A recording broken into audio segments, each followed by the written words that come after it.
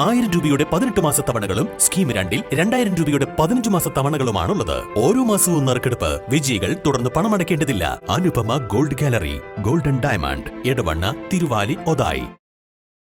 ശക്തമായ മഴയിലും കാറ്റിലും മലയോര മേഖലകളിൽ വ്യാപക നാശനഷ്ടം. ബുധനാഴ്ച രാത്രി 2 മണിയോടെയും വ്യാഴാഴ്ച ഉച്ചയ്ക്ക് 12 മണിയോടെയും അനുഭവപ്പെട്ട കാറ്റിലും മഴയിലുമാണ് അരീക്കോടും എടവണ്ണയിലും അടക്കം നാശം സംഭവിച്ചത്.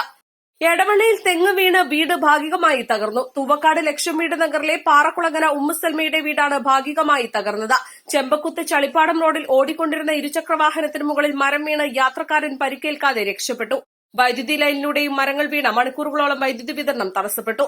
ഒതായി, എടവണ്ണ, ആര്യൻതൊടിക, കുണ്ടുതോട്, വേരുപാലം, ചളിപ്പാടം തുടങ്ങിയ പ്രദേശങ്ങളിലാണ് വീശിയടിച്ച കാറ്റിലും ശക്തമായ മഴയിലും റോഡിന് കുറുകെയും വൈദ്യുതി ലൈനിലും മരങ്ങൾ വീണ് നാശനഷ്ടങ്ങളുണ്ടായത്. പി ഷാഹിന്റെ നേതൃത്വത്തിലുള്ള എടവണ്ണ യൂണിറ്റ് എമർജൻസി റെസ്ക്യൂ ഫോഴ്സും ട്രോമ കെയർ യൂണിറ്റ് പ്രവർത്തകരും നാട്ടുകാരും KSEB ജീവനക്കാരുമാണ് തടസ്സങ്ങൾ നീക്കം ചെയ്ത് സുരക്ഷിതമാക്കിയത്. അരീക്കോട് മരങ്ങൾ കടപുഴകി വീണ് 7 വൈദ്യുതി തൂണുകൾ ഒടിഞ്ഞു. കീഴുപറമ്പ് വെസ്റ്റ് പത്തനാപുരം വിളയംകണ്ടം റോഡിലെ ഇലക്ട്രിക് പോസ്റ്റിന് മുകളിലാണ് സ്വകാര്യ വ്യക്തിയുടെ മരം വീണത്. EHT, LT ലൈനുകൾക്ക് മുകളിലാണ് മരങ്ങൾ വീണത്. വ്യാപകമായ നാശനഷ്ടങ്ങൾ മൂലം 5 ലക്ഷം രൂപയുടെ നഷ്ടമാണ് KSEBക്ക് ഉണ്ടായത്. അപകടങ്ങൾ നടന്ന ഉടനെ വൈദ്യുതി ബന്ധം വിച്ഛേദിച്ചതിനാൽ ആളപായങ്ങൾ ഉണ്ടായില്ല. മരം വീണതിനെ തുടർന്ന് അരീക്കോട് മേഖലകളിൽ 3 മണിക്കൂറോളം ഗതാഗതം നിലച്ചു.